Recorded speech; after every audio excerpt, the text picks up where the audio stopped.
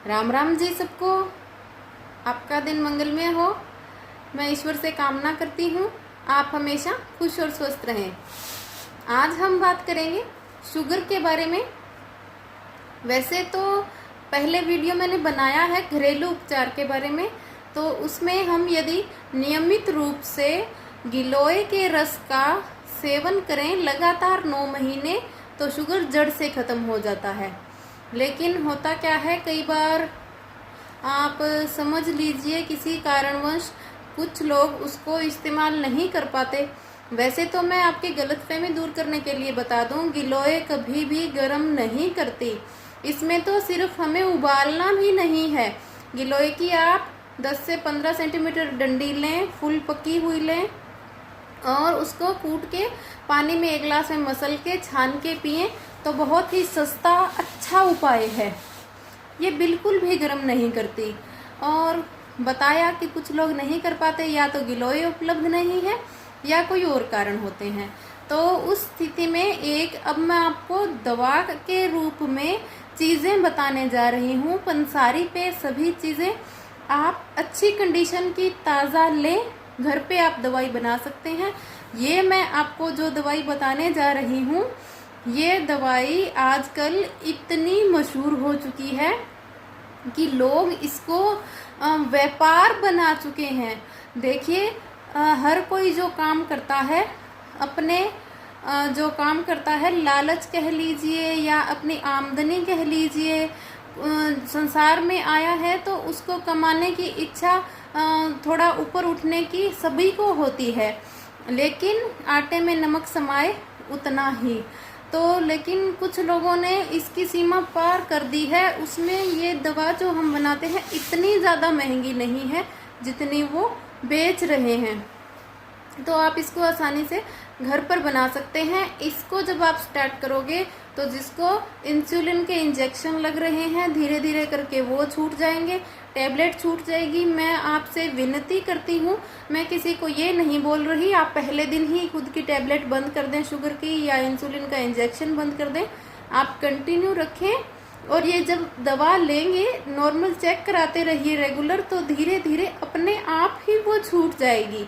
और इतना अच्छा रिजल्ट है इसका, आपकी बॉडी इतना आपको अच्छा लगेगा, खाना पीना जो आपका पच रहा था उसका रस बनने लगेगा, शरीर में हल्कापन और जो सुस्ती रहती है वो नहीं रहेगी, खुजली नहीं आएगी शरीर पर। शुगर के मरीजों को ये बहुत ज़्यादा तकलीफ होती है, तो सभी चीज़ों में बहुत अच्छा है।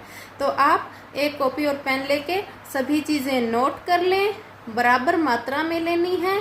बनाने की विधि मैं बता दूं, आप यदि पुराने तरीके से जैसे मसाले गरम नहीं होते, हम हाथ वाली चक्की या हमाम दस्ते में जब कूट के दवा बनाते हैं उसका तो मुकाबला कोई भी नहीं कर सकता। और यदि वो संभव नहीं है तो आप मिक्सी का इस्तेमाल कर सकते हैं। अगर हो तो वैसे बनाएं तो उस चीज़ का तो मुकाबला वो नहीं करेगी, मैं आपको पहले ही बता दूं। तो ठीक है, बताती हूँ आपको चीज़ें। आपको क्या क्या लेना है। जम्बू बीज।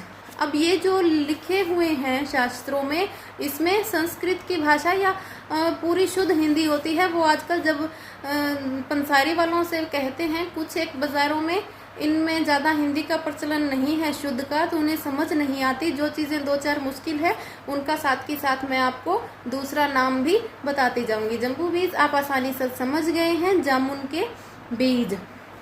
उसके बाद आम्र अस्थि मज्जा। अब ये प्रॉपर नेम है क्या चीज़ ये? आम की जो गुठली होती है उसके अंदर का हिस्सा।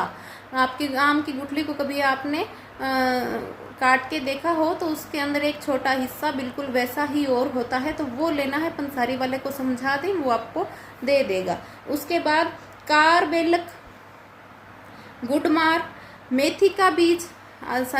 ये जो गुडमार है ये आप बोलोगे आसानी से समझ जाएगा वो।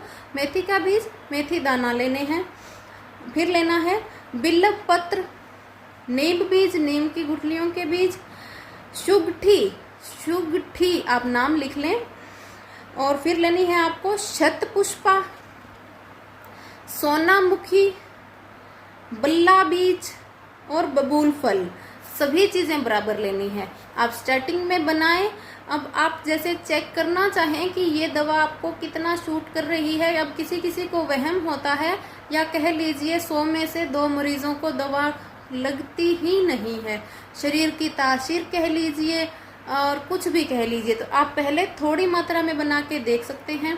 स्टार्टिंग में आप ये सभी सामान 10-10 ग्राम, 20-20 ग्राम, 50-50 ग्राम कितना मर्जी ले लें, सभी चीज़ बराबर, सभी चीज़ अच्छी तरह से पीस के आप कपड़ छान कर ले। अगर वो नहीं होता तो बिल्कुल बारीक छलनी से छान लें, क्योंकि जो कपड़ छान होता है वो थोड़ा जब हम दवा लेते हैं तो तलवे में चिपकता है, और थोड़ा सा दरदरा रहे तो उससे वो आसानी से लिया जाता है। थोड़ा कड़वा होगा, कलर में हल्के मेहंदी रंग का, हल्का सा हरा रंग का सारा ये पाउडर तैयार होगा। कैसे लेना है तो वो भी मैं आपको बताती हूँ।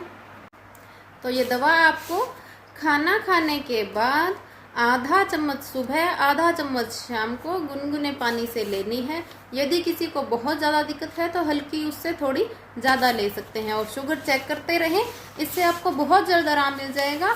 और वैसे तो इसको 6 महीने कंटिन्यू लेने के बाद आप बंद करके देख सकते हैं। नहीं तो मैं कहूँगी ये जो आयुर्वेदिक चीज़ें हैं, यदि दाउम्र भी लेनी पड़े तो कोई नुकसान वाली बात नहीं है, क्योंकि जो गोलियां और इंजेक्शन लेते हैं उनसे बहुत बेहतर है।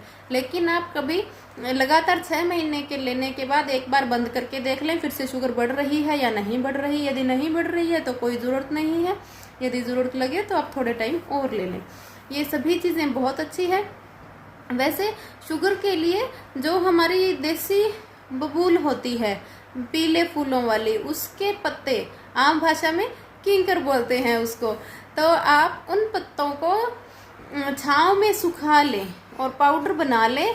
उस पाउडर को सुबह खाली पेट 1 चम्मच लेना है, लगातार 3 महीने लेना है। इससे भी शुगर खत्म होती है। पर वही बात बोलूँगी फिर से, 100 में से 2 मरीज ऐसे होते हैं जिनको नहीं लगती, बाकी सभी की बॉडी अलग अलग होती है, तो वो किस पे क्या शूट करे वो उन पे डिपेंड करता है। तो ये चीज़ें हैं, आप ध्यान से बनाएं। वैसे देखें कैसे बनानी है और इस्तेमाल करके देखें जिस किसी को भी है तो। बाकी मैं ईश्वर से दुआ करती हूँ आप सभी स्वस्थ और निरोग रहें, खुश रहें, मस्त रहें, साथ बने रहें। शेयर और सब्सक्राइब करना ना भूलें। Thank you.